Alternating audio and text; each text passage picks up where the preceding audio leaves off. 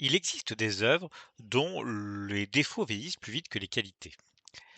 Et puis il existe le fléau, dont les défauts ont tellement vieilli qu'ils sont devenus une partie de son charme. La mini-série de Maguiris ressemble aujourd'hui à un immense meuble télévisuel de 94, lourde, encombrante, revêtue de denim, éclairée comme une chambre d'hôtel et peuplée de comédiens dont les coupes de cheveux annoncent parfois la fin du monde avant même l'arrivée du virus. Pourtant, lorsqu'on ouvre ses portes, il s'en échappe encore quelque chose de puissant. Le parfum d'une époque où la télévision américaine pouvait consacrer plus de 6 heures à l'effondrement de la civilisation, à la reconstruction politique d'une communauté et à une bataille biblique entre un vieux sage maternel et un démon en Santiago. Car Le Fléau n'est pas véritablement un film.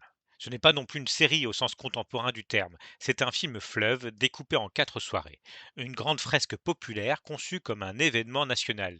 Diffusée sur ABC en mai 94, la mini-série comptait environ 125 rôles parlants, une centaine de jours de tournage et presque autant de lieux prévus par le scénario.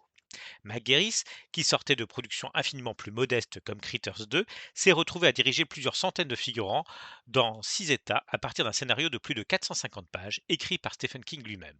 Garris décrit cette production comme une véritable épreuve du feu. Et c'est probablement ainsi qu'il faut regarder cette adaptation. Non comme la parfaite transposition d'un roman réputé inadaptable, mais comme le témoignage d'une époque où l'on pouvait encore tenter l'impossible avec les moyens d'un dimanche soir. Publié en 78, puis considérablement augmenté en 90, The Stand constitue l'un des grands carrefours de l'œuvre de Stephen King. Le romancier y rassemble presque toutes ses obsessions: la frigidité des institutions, le mensonge gouvernemental, les petites villes américaines, la culpabilité individuelle, le fanatisme religieux, la contamination, la solitude, le pouvoir corrupteur, et surtout cette idée très kingienne que l'apocalypse ne transforme pas les hommes autant qu'elle les débarrasse de leurs excuses. Le monde s'effondre à cause d'une souche grippale artificielle surnommée Captain Trips. Un homme s'échappe accidentellement d'un laboratoire militaire avec sa femme et son enfant. Il emporte le virus avec lui comme un moderne cavalier de l'apocalypse conduisant un break familial. Presque toute l'humanité disparaît. Les survivants commencent alors à rêver de deux figures opposées. Mère Abigail, vieille femme croyante représentant une forme de bienveillance divine, et Randall Flagg, l'homme noir, incarnation protéiforme du mal. À partir de là, les rescapés se divisent. Certains convergent vers Boulder, où l'on tente laborieusement de remettre sur pied une démocratie. Les autres rejoignent Las Vegas, où Flagg construit une société autoritaire fondée sur la peur, l'efficacité et le spectacle de la punition. La grande intelligence du récit réside dans cette transition. Le fléau ne raconte pas seulement la fin du monde, il se demande à ce que l'on ferait le lendemain matin, lorsqu'il faudrait débarrasser les cadavres, rétablir l'électricité, enterrer les morts, organiser des élections et découvrir que, même après l'apocalypse, quelqu'un devra rédiger le procès-verbal de la réunion.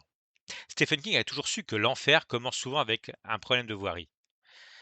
Il suffit de quelques minutes pour comprendre pourquoi cette version de 94 continue d'habiter la mémoire de ceux qui l'ont découverte à l'époque. Après la fuite du laboratoire, McGarris revient dans le complexe militaire désormais silencieux sur les premières mesures de Don't Fear the Reaper de Blue Oyster Cult.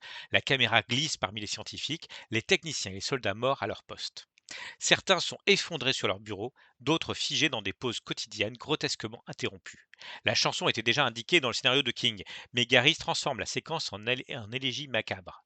Travelling fluide, ralenti, fondu enchaîné, regard vitrifié et mouvements presque chorégraphiques. Le cinéaste expliquera avoir conçu le passage comme quelque chose de ballétique et de spectral, à la frontière du vidéoclip et de la marche funèbre. Il dut même affronter ABC qui ne voulait pas montrer les yeux ouverts des cadavres. Cette ouverture est plus efficace, elle résume toute l'œuvre. La culture populaire continue de jouer pendant que l'Amérique meurt. Blue Oyster Cult accompagne la catastrophe comme Louis Armstrong accompagnait la destruction nucléaire dans Good Morning Vietnam ou comme Vera Lynn survolait les explosions de Dr Folamour. La musique ne commente pas seulement l'image, la contredit, l'adoucit et la rend ainsi plus terrible. Pendant quelques minutes, Le Fléau cesse d'être une mini-série ABC, il devient du cinéma. La première moitié demeure la plus convaincante. Elle possède une force que la suite, plus ouvertement biblique, ne retrouvera jamais tout à fait. Garris excelle moins dans la représentation du mal absolu que dans celle d'un monde dont les habitudes continuent quelques heures après la disparition de leur raison d'être. Les voitures sont toujours garées, les magasins sont encore remplis, les émissions de télévision tentent de maintenir l'illusion, les militaires mentent avec le calme administratif des gens qui savent déjà que leur mensonge ne servira plus à rien. Les téléphones sonnent dans des maisons dont les habitants sont morts, la civilisation n'explose pas, elle se vide. À cet égard, le fléau se rapproche davantage du cinéma post-apocalyptique mélancolique que du film catastrophe traditionnel. Il y a quelque chose de Le Monde, la chair, le diable, de La dernière femme sur Terre, de The Omega Man et surtout du jour d'après de Nicolas Meyer. L'horreur vient moins de la destruction spectaculaire que de la permanence absurde des décors. Tout est encore là, sauf ceux qui donnaient un sens à tout cela. Garris n'a évidemment pas les moyens de George Miller, ni le pessimisme clinique de George A. Romero. Son apocalypse reste relativement propre. Les routes sont parfois trop dégagées, les villes insuffisamment putréfiées, les survivants un peu trop rapidement présentables. La télévision de réseau impose sa pudeur. Peu de sang, peu de sexualité, une violence essentiellement suggérée. Mais cette modestie produit aussi une étrangeté particulière. Le monde de Le Fléau ressemble à une immense zone commerciale un jour férié. C'est moins spectaculaire qu'une autoroute couverte de carcasses, mais parfois presque aussi inquiétant. Le projet avait d'ailleurs longtemps été envisagé comme un film destiné à George Romero. On comprend ce qu'une telle version aurait pu apporter. Davantage de saleté, de férocité politique, de matérialité corporelle, Romero aurait probablement insisté sur la lutte des classes cachées derrière la reconstruction. Garris, lui, filme surtout une lutte morale. Chez Romero, les survivants auraient reproduit la société qui les avait détruits. Chez Garris et King, ils doivent choisir entre deux sociétés déjà symboliquement constituées. Boulder ou Las Vegas, la communauté ou la dictature, la vieille prophétesse ou le cow-boy satanique. Le passage de Romero à Garris résume ainsi le déplacement de l'œuvre de l'apocalypse politique vers l'apocalypse biblique. La réussite de cette adaptation tient beaucoup à Gary Sinise. Son Stu Redman constitue l'axe moral du récit sans jamais devenir une statue.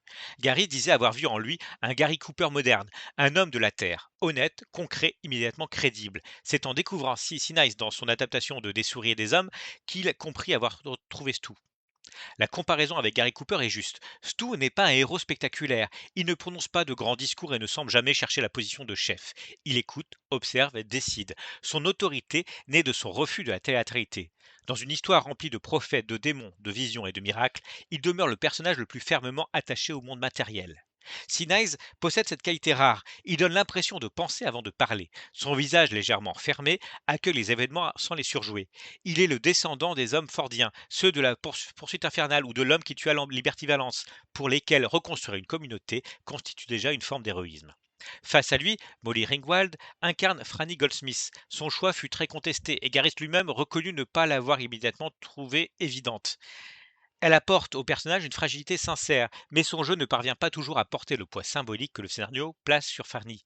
Celle-ci doit incarner à la fois la continuité biologique de l'humanité, le désir, la maternité, la culpabilité et l'espérance. Ringwald reste parfois prisonnière de son image de jeune femme du cinéma de John Hughes, comme si Claire de Breakfast Club s'était réveillée au milieu de l'apocalypse avec l'obligation supplémentaire de repeupler le Colorado.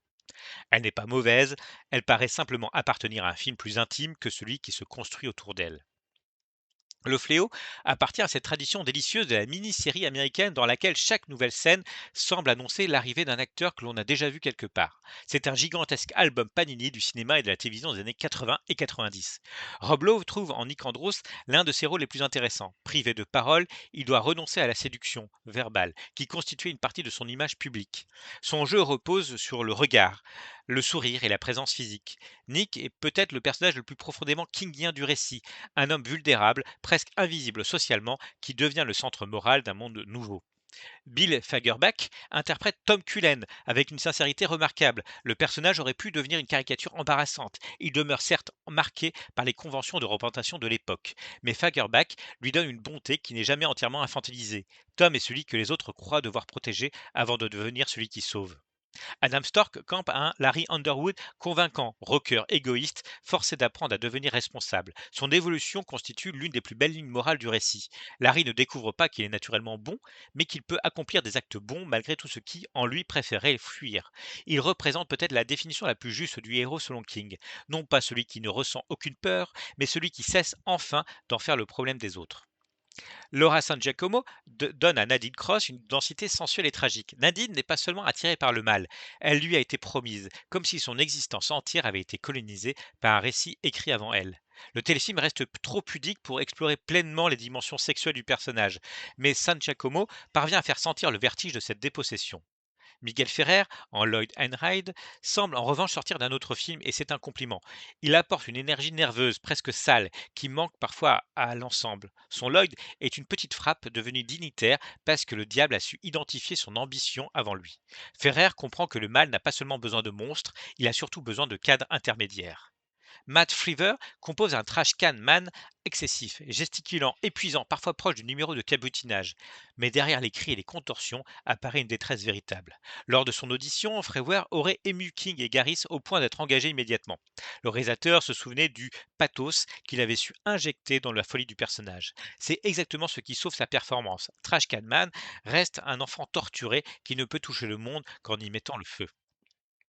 Enfin, Ray Walston fait de Glenn Batman le vieux sceptique idéal, un homme assez intelligent pour discuter avec Dieu sans nécessairement croire en lui. Sa dernière confrontation avec Flag compte parmi les meilleurs moments de la mini-série, parce qu'elle inverse le rapport de force. Le démon peut tuer Glenn, mais il ne peut pas obtenir de lui qu'il le prenne au sérieux. Et un diable ridiculisé est déjà un diable diminué.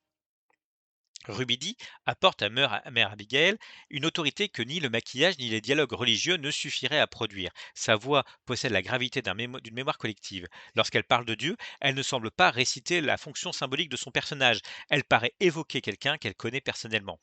Garis raconte d'ailleurs avoir déplacé une journée de tournage afin de permettre à Rubidi de retrouver l'intensité émotionnelle d'une répétition pendant laquelle elle avait bouleversé l'équipe. Cette attention explique sans doute la vérité de certaines de ces scènes. Mais Mère Abigail révèle également l'une des limites profondes du récit. Le personnage est moins une femme qu'un symbole. Sa bonté ne connaît presque aucune contradiction. Elle est le bien avant d'être un être humain. Rubidi se bat admirablement contre cette abstraction, mais la seconde moitié du fléau perd progressivement l'ambiguïté morale de son commencement. Tant que Captain Trips ravage l'Amérique, l'histoire interroge la responsabilité humaine. Secrets militaires, mensonges d'État, violence sociale, instinct de survie. Dès que Mère Abigail et Flag entrent pleinement en scène, le récit tend à redistribuer les personnages en deux camps. L'ambiguïté politique devient affrontement métaphysique. Autrement dit, l'apocalypse était passionnante lorsqu'elle était provoquée par l'homme, elle devient plus conventionnelle lorsqu'elle est administrée par Dieu. Jamais Sheridan est probablement l'élément le plus discuté de cette adaptation. Randall Flagg apparaît d'abord comme un séduisant voyageur vêtu de denim, les cheveux au vent, le sourire éclatant. Il ressemble même moins à Satan qu'au chanteur d'un groupe de rock chrétien ayant mal tourné. Et pourtant, ce choix contient une idée juste. Flagg ne doit pas entrer dans une pièce en annonçant qu'il est le mal. Il doit donner envie de le suivre. Son apparence de cow-boy publicitaire correspond à une certaine mythologie américaine. Liberté sans responsabilité, puissance sans loi, mouvement perpétuel, virilité souriante. Il est l'envers obscur de l'homme de l'Ouest. Là où les héros fordiens fondent une communauté, Flagg transforme la frontière en territoire personnel. Sheridan est efficace lorsqu'il demeure humain, calme et amusé. Son sourire légèrement trop large suffit alors à créer le malaise. Il devient moins convaincant lorsque la mise en scène révèle sa nature démoniaque à coup de morphing, d'yeux luminescents et de transformation animale. Les effets visuels déjà limités en 1994 ont aujourd'hui la patine d'un logiciel de présentation ayant découvert l'option métamorphose. Mais le problème n'est pas seulement technique. En montrant trop explicitement le monstre, Garris réduit le mystère. Flag effraie davantage lorsqu'il ressemble à un homme que lorsqu'il arbore un masque de démon en latex. On touche ici à une faiblesse récurrente de Maguiris. Excellent passeur, profondément respectueux de King, il cherche souvent à matérialiser chaque idée du texte. Or, certaines images littéraires résistent à leur incarnation. Ce qui provoque une terreur métaphysique sur la page peut devenir un effet spécial télévisuel lorsqu'on lui donne des cornes et des lentilles colorées. Flag aurait gagné à rester une anomalie dans le cadre, une silhouette impossible à fixer, quelque part entre le Bob de Twin Peaks, le révérend Harry Powell de La Nuit du Chasseur et l'inconnu de Lost Highway. Garris en fait parfois un méchant de fantaisie, Sheridan, lui, tente de préserver l'homme sous le maquillage. Magaris a longtemps souffert d'une réputation injustement tiède. On l'a souvent présenté comme le bon élève des adaptations de Stephen King, fidèle, sérieux, compétent, mais dépourvu de la puissance formelle d'un Brian De Palma, d'un Stanley Kubrick ou d'un David Cronenberg. Il est vrai que le fléau ne possède ni les délires opératiques de Carrie, ni la géométrie mentale de Shining, ni la mélancolie glacée de Dead Zone. Garris ne cherche presque jamais à entrer en conflit avec King, là où Kubrick transforme le roman, où Cronenberg le condense et où Carpenter détourne ses motifs. Garris s'efforce de transmettre. Cette fidélité constitue à la fois sa noblesse et sa limite. La mini-série ressemble parfois à une lecture illustrée du roman. Les personnages exposent leurs pensées par le dialogue. Les événements s'enchaînent avec une application de chroniqueur et certaines transitions existent principalement parce qu'il faut rejoindre le chapitre suivant. Le scénario de King conserve les forces du livre, mais aussi sa tendance à expliquer son propre symbolisme. Pourtant, réduire Garris à un exécutant serait injuste. Il possède un véritable sens de l'image populaire, l'ouverture sur Blue Oyster Cult, le tube rempli de cadavres, les rêves aux perspectives déformées, les chants de Mère Abigail, les visions rouges de Flag, les grands espaces désertiques et la marche finale vers Las Vegas forment une iconographie immédiatement reconnaissable. Les décors oniriques de la maison d'Abigail furent notamment inspirés par le cabinet du docteur Caligari. Lignes obliques, couleurs irréelles, architecture refusant la verticalité. Cette référence expressionniste révèle l'ambition de Garis. Le réel est filmé avec la lisibilité d'une fiction télévisuelle. Le réel, lui, introduit la déformation comme si le monde ne pouvait devenir pleinement cinématographique qu'en cessant d'obéir aux lois de la physique. Son format télévisuel lui impose cependant une photographie souvent plate, tournée en 16 mm et pensée pour le cadre 4 tiers. L'œuvre alterne plans véritablement composés et éclairage fonctionnel. Le grain lui apporte aujourd'hui une mutualité bienvenue, mais certains intérieurs ont la lumière uniforme d'un épisode de série policière. L'ampleur des extérieurs se heurte régulièrement à la pauvreté des trucages. Le fléau est donc une épopée tournée avec les moyens d'un drame familial. Et par moments, cette disproportion devient bouleversante. Le film rêve plus grand que son budget. La partie consacrée à Boulder est souvent jugée trop longue. Elle l'est probablement, mais sa longueur constitue aussi le cœur politique de l'œuvre. Après l'effondrement, les survivants ne partent pas immédiatement combattre Flag. Ils organisent des réunions, ils rétablissent les services publics, ils débattent de la légitimité du comité dirigeant. Ils enterrent les morts, ils découvrent que la démocratie est lente, ingrate, frustrante et moins séduisante qu'un homme en jean capable de lancer des boules de feu. Face à Boulder, Las Vegas fonctionne sur la discipline. Flag interdit la drogue, rétablit l'électricité, organise le travail et punit publiquement les contrevenants. King introduit ici une idée politique assez fine. Le fascisme ne se présente pas toujours comme le chaos. Il peut au contraire séduire par sa promesse d'ordre, de compétence et de rapidité. Boulder parle beaucoup et avance lentement. Las Vegas agit vite parce que personne n'a le droit de parler. Le bien est laborieux, le mal est bien organisé. Cette opposition aurait toutefois mérité davantage de troubles. Tous ceux qui rejoignent Las Vegas semblent plus ou moins prédestinés au mauvais camp, tandis que Boulder ressemble l'essentiel des personnages sympathiques. Une version plus radicale aurait montré des hommes sincèrement attirés par l'efficacité de Flag, ou des individus moralement douteux participant à la démocratie de Boulder. George Romero aurait probablement contaminé les deux sociétés. King et Garrick les maintiennent plus nettement séparés. Le roman conserve davantage de nuances grâce à l'intériorité des personnages. À l'écran, le partage devient parfois aussi visible qu'une ligne tracée sur une carte. Corinne Nemec compose un Harold Lloyder volontairement déplaisant, adolescent gonflé d'orgueil, persuadé que son intelligence lui donne des droits particuliers sur les autres. Il aime Franny comme on revendique une propriété. Son ressentiment transforme chaque geste de bonté en humiliation supplémentaire. Harold est peut-être le personnage le plus moderne du fléau. Il annonce tous ces hommes enfermés dans leur rancœur, convaincus que le monde leur doit une compensation amoureuse, sociale ou sexuelle. Il ne rejoint pas Flag parce qu'il aime le mal, il le rejoint parce que Flag donne une grandeur politique à sa frustration personnelle. C'est l'un des traits les plus justes de King. Les dictatures recrutent rarement en annonçant la fin du monde.